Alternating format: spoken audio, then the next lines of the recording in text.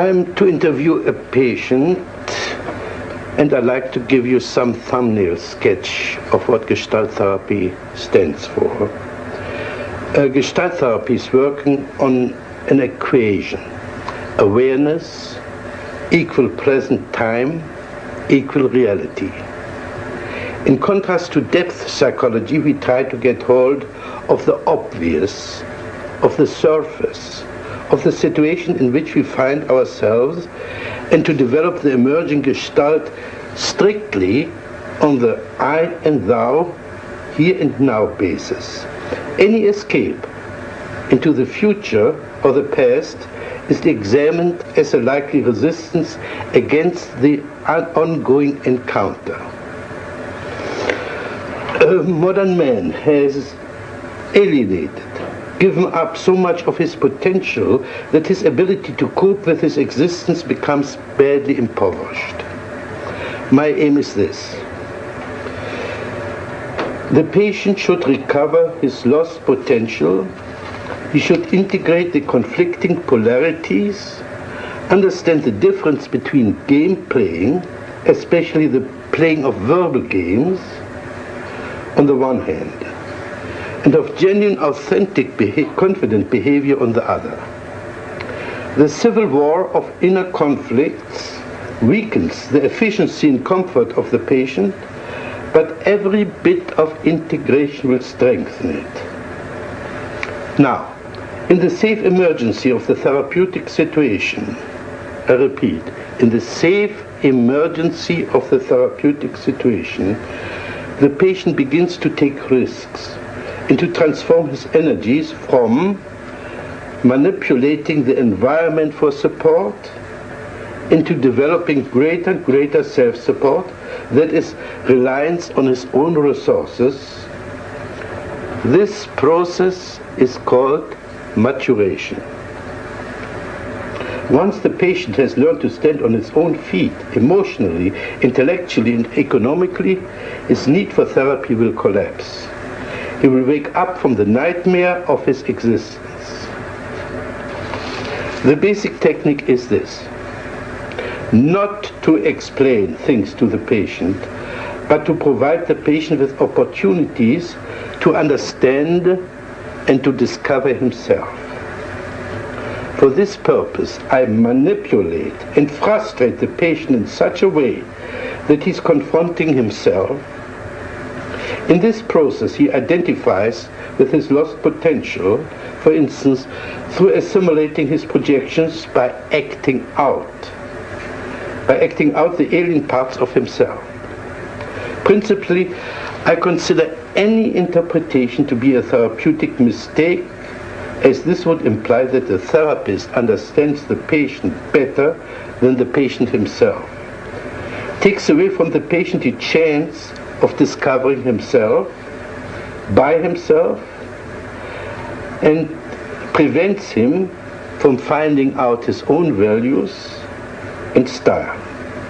On the other hand, I disregard most of the content of what the patient says and concentrate most on the non-verbal level, as this is the only one which is less subject to self-deception than his verbal pseudo-self-expression. On the non-verbal level, the relevant Gestalt will always emerge and can be dealt with in the here and now.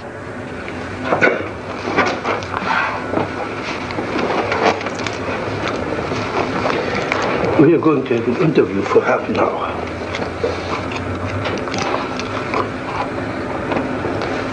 Right away, I'm scared.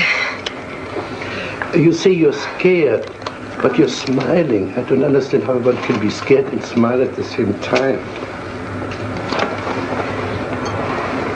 And I'm also suspicious of you. I think you understand very well. I think you know that when I get scared, I laugh or I kid to cover up. But do you have stage fright? I don't know. I'm mostly aware of you. I'm afraid that you're going to have such a direct attack that you're going to get me in the corner, and I'm afraid of it. I want you to be more on my side. You said I get you in your corner, and you put your hand on your chest. Mm-hmm. Is this your corner? Well, it's like, yeah, it's like I'm afraid, you know. Where would you like to go? Can you describe the corner you like to go to? Yeah. It's back in a corner where I'm completely protected. And there you would be safe for me.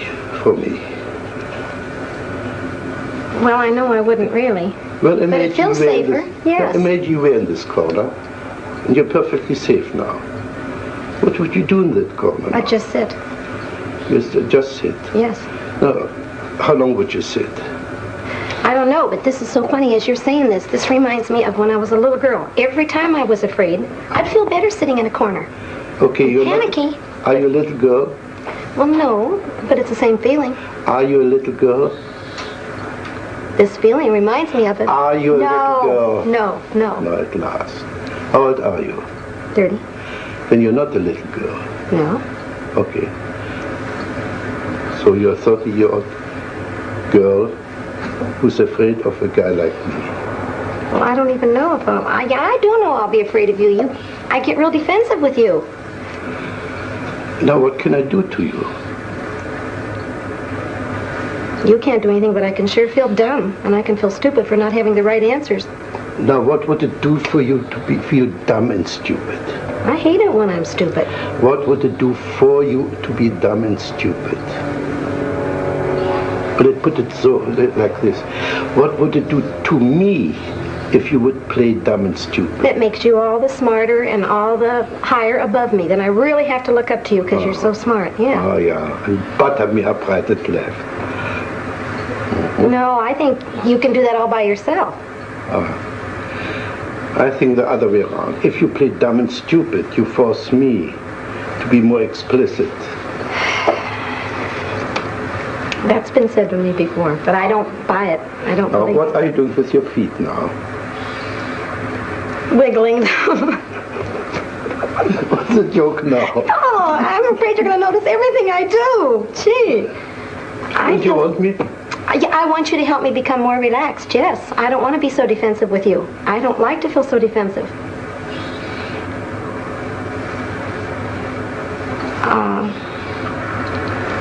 You're acting like you're treating me as if I'm stronger than I am, and I want you to protect me more and be nicer to me.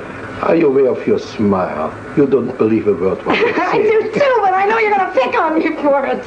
Sure, you're bluff, you're phony. Do you believe, you're meaning that seriously? Yeah.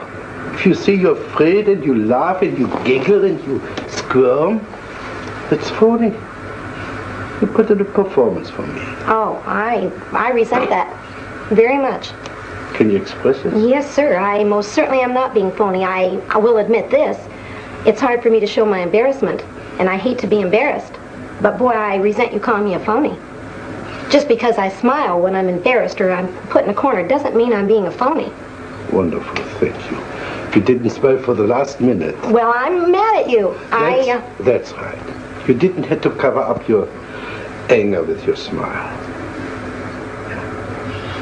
Now, in that moment, in that minute, you were not a phony. Well, at that minute I was mad, though. I wasn't embarrassed. In other words, when you're mad, you're not a phony. I still resent that. I'm not a phony when I'm nervous. Again. I want to get mad at you. You know what I'd like to do? I want you on my level, so I can pick on you just as much as you're picking on me. Okay, pick on me.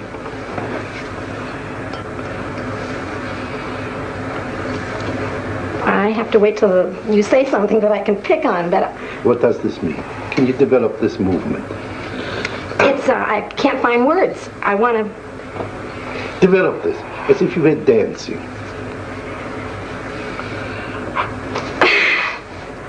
I want to start all over again with you. Okay, let's start all over. I know a corner I'd like to put you on. I'd like to ask you a question, and because I have a feeling you don't like me right off the bat, and I want to know if you do. Can you now play Fritz Perls not liking Gloria? What would he say? He'd say that she's a phony, for one. Say you are a phony. You're a phony, and you're a flip little girl, and you're a show-off. And what would Gloria answer to that? I know what I'd answer. I'd say I think you are too. Now say, tell this to me. Tell me what a phony I am. Well, I'm... See, Fritz, you're phony. Well, phony's not quite the right word, but it's more like a show-off. A show-off. Like you know all the answers. Yeah. And I want you to be more human, and that doesn't seem very human to me. To know all the answers is not very human. Yeah, to right away find out how I'm kicking my feet, and why am I doing like this? Why are you doing like that? Oh dear, I've got eyes, I can see you're kicking your feet. I don't need a scientific computer to see that you're kicking your feet. What's big about that? You don't need to be wise to see that you're kicking your feet. I know, but it seems like you're trying to find some reason for it. I don't. It's your imagination. Okay, I know what I'd like from you. Can I tell you what I'd like from you? Yeah. I'd like you to be aware that I'm kicking my feet, and to be aware that I'm giggling when I'm really nervous, and accept it instead of putting me on the defense of having to explain it. I don't want to have to explain why I'm doing these things. Did I ask you to explain it? You said, why am I? Or what am I doing? No. Well, what am I doing, you said. That's right, kicking your feet. I didn't ask you to explain it. It's your imagination. That's not this Fritz, it's the Fritz of your imagination. It's a big difference.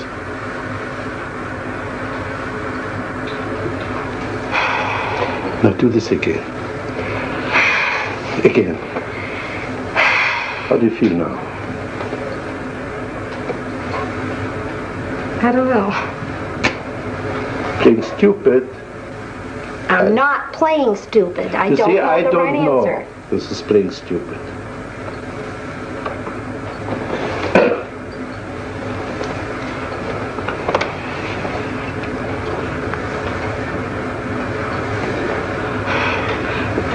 You did something with your hair there. Is by any chance something in my hair what you object to? No. No. Okay. No, but your hair and your features go along with the feeling I had about you earlier. I had a feeling I could be afraid of you. And you're the type of person that seems like you demand so much respect, and so you're... Please play, Fritz. I demand so much respect. Play this Fritz you just saw. Well, you know how smart I am. I know more about psychology than you do, Gloria. So anything I say, of course, is right. Can you say the same as Gloria? Something similar as Gloria? With the same act as Gloria. I demand respect because... I don't know. You don't No, I don't. I identify it with my father, but not me. I don't feel I demand respect. You don't demand respect? No. Sure not. As a matter of fact, I'd like more. I'd like you to respect me more. Now you see, so you demand respect. All right, yes. Yes, as a matter of fact, if I could demand respect from you, I would. But do it. Who's preventing you except yourself? Because I feel if I get myself out on the corner, you're going to let me just drown. You're not going to help me one bit, and I know that I can't quite come up to standards with you. What should I do when you're in the corner?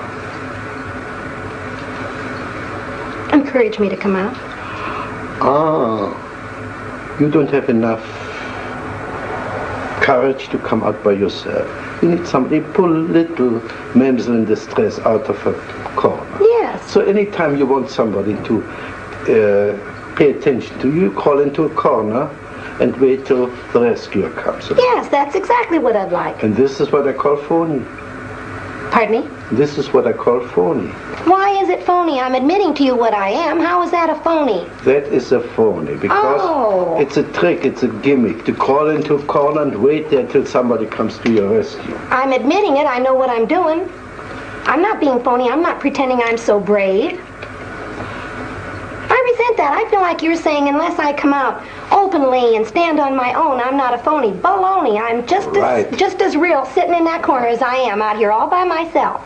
But you're not sitting in that corner. Well, not now.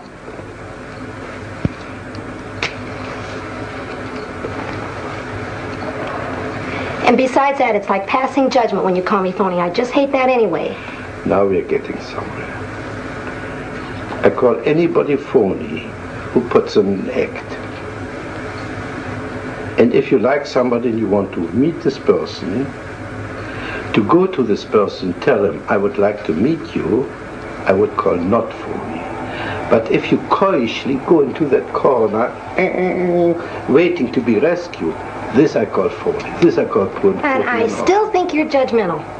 You know what, I have a feeling? You've never felt this way in your life. You feel so secure that you don't have to feel. Anybody that does something like this, you're going to pass judgment on they're being a phony. Well, I resent it. Good. Now play Fritz passing judgment. You are. You're sitting up there in your big old Fritz, chair. I am Fritz. I pass judgment. Pass judgment on me now. I don't feel close to you at all, Dr. Perls. I feel that's phony. I feel like you're playing one big game. Right. Sure, we're playing games, but in spite of the games, I think I've touched you now and then. I think I hurt you when I called you a phony. Well, of course you did. And I think I hit a bullseye. That's why you feel hurt. I don't know. All I know is when I feel the way I feel with you right now, it's like you don't have feeling. Fine. Now, exaggerate this. What you just did. That's it. Now, talk to me like this. I can't. I want to laugh. I'd like you to be younger than me so I could really scold you. How old must I be? My age, 30. Good, I'm 30 now. Imagine I'm 30. And now you're scolding. Okay, don't be so cocksure yourself. Don't think you're so doggone smart. Don't act so proud because you've never been in the corner. I think you can be just as big a phony, parading around like you're so damn smart and you know all the answers as much as me sitting in my corner. Oh, and I like the feeling of you being younger. Yeah. I'd like to embarrass you. Yeah. Embarrass me. Well, Tell me what you wouldn't get embarrassed. You seem unaffected. Tell me, embarrass me. Tell me how old, how ugly I am. You don't look old and ugly, you look distinguished. And that's all the more on your side. If you look so distinguished, then see. That's more on your side, too. Well, Gloria, can we say one thing? We had quite a good fight. No, I know. No. I don't think you're fighting with me. But I felt you came out quite a bit. Well, I'm mad at you. Wonderful. But you seem so detached. You don't even seem to care that I'm mad at you. I feel like you're not recognizing me at all, Dr. Perls. Not a bit. This is quite true. Our contact is much too superficial to be involved in caring. I care for you as far as, let's see, you're right now my client. I care for you as far as I like to, like an artist, bring something out which is hidden in you. This is as far as I care.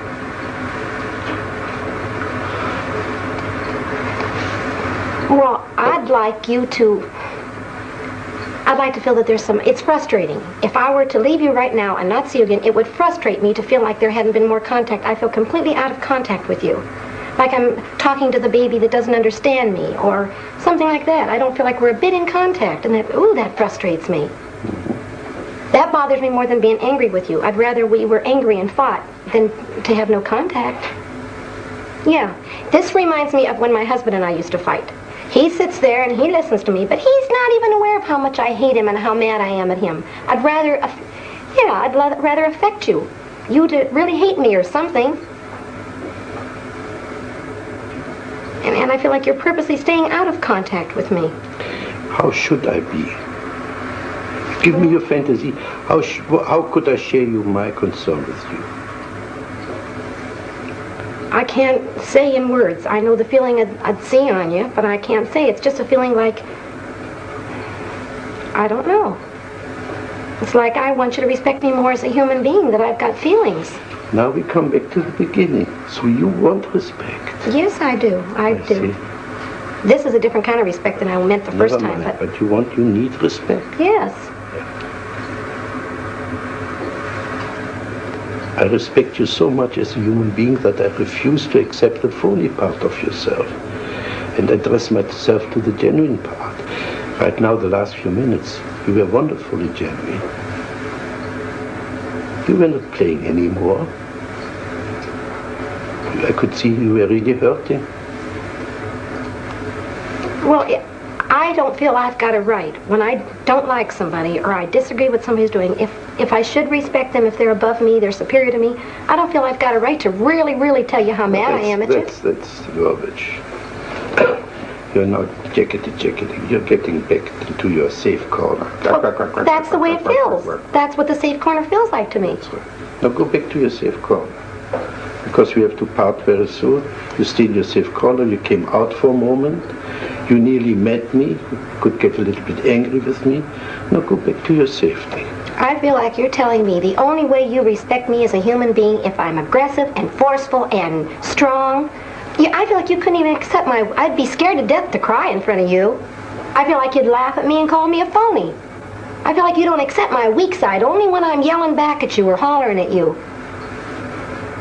You mustn't cry in my presence. Well, I wouldn't even give you the satisfaction. Say this again. No. Say this again.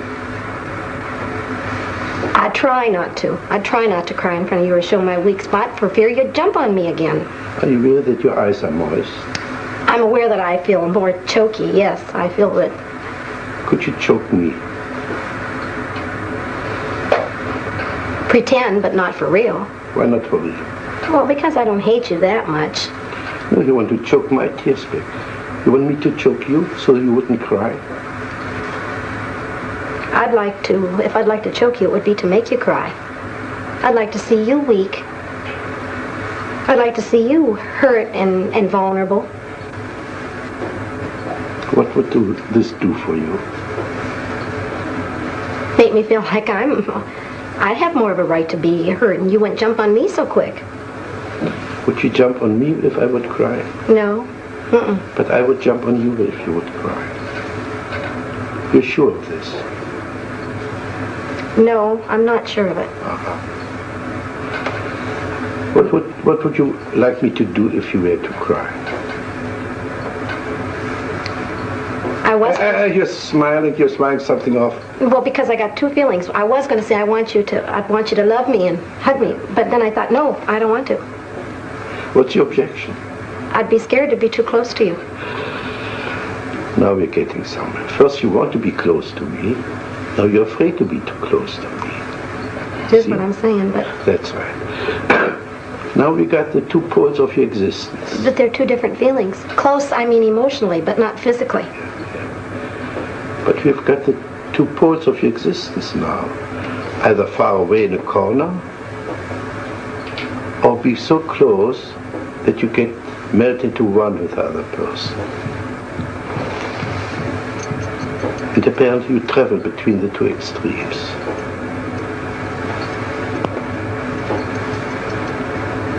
I do. You know what I'm thinking? When I am really hurt and really upset about something, and I want someone to love me, like my girlfriend will do it a lot, and she'll come up to hug me, I don't want it. Exactly. See? That's what I'm talking about. You cannot sustain contact. Okay, this is garbage. What are you afraid if you were too close to your girlfriend, if you let her hug you? The only thing I'm aware of is, like when I perspire, it embarrasses me that she'd feel how wet I am, and that she'd hold my body up close, and I don't know. Just... Are you aware of your facial expression, the kind of disgust? Yes. Yes, I am. Do this more, please. Again. It's icky. Again. It's just icky. I can just feel what it is. I don't like it. Can you say this to me, Fritz? You're icky.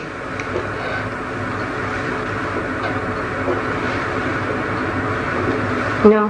No? What's your difficulty? Because I feel like if you really believe me, that would hurt your feelings. Oh, you mustn't hurt my feelings. Well... I thought I was so indifferent, as you said before, that nothing could touch me. No. Now you suddenly discovered a way to touch me, isn't it? Well, you know what I believe?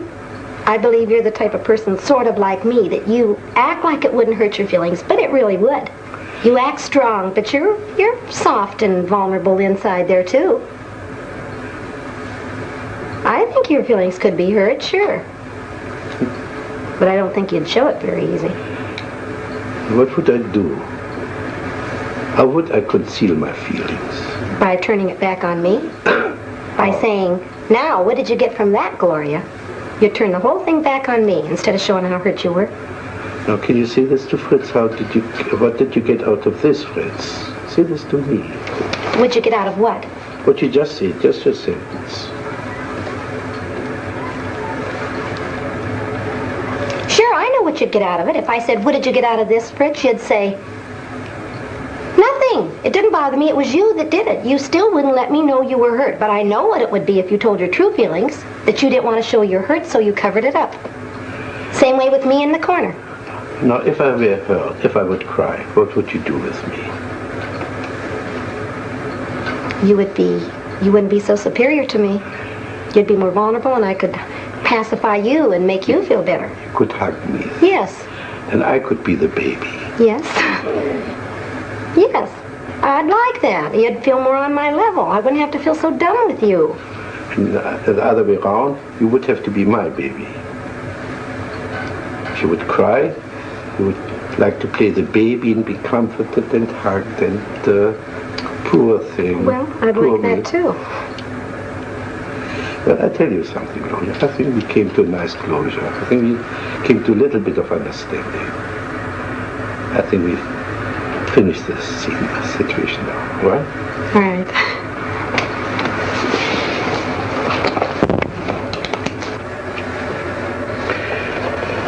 The demonstration was, in my opinion, quite successful and consistent with my theoretical outlook. The avoidance of the genuine encounter manifested itself in three ways.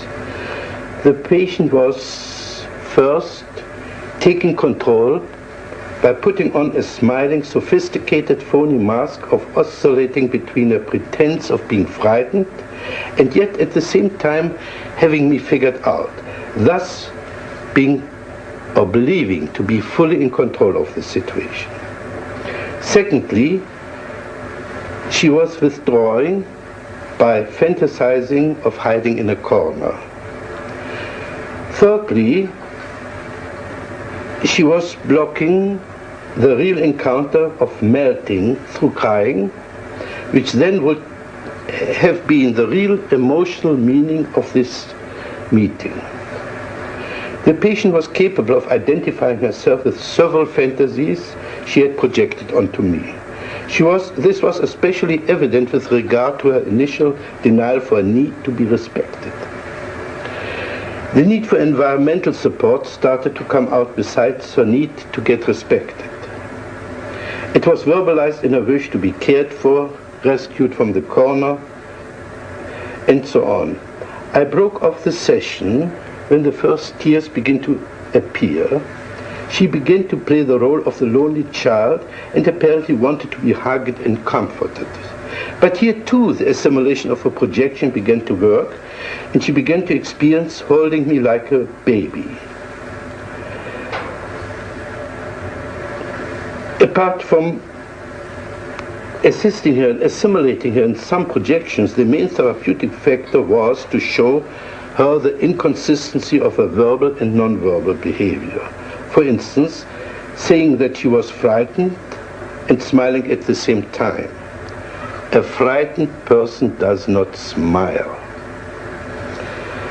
Where I feared was in the direction of her embarrassment. This embarrassment was protected by her brazenness and anger. To get to her existential embarrassment, we would have to work through and eliminate the phoniness, that is the ease with which we can superficially assume any role that is required for a specific situation. This pseudo-adaptation is her way of coping with life.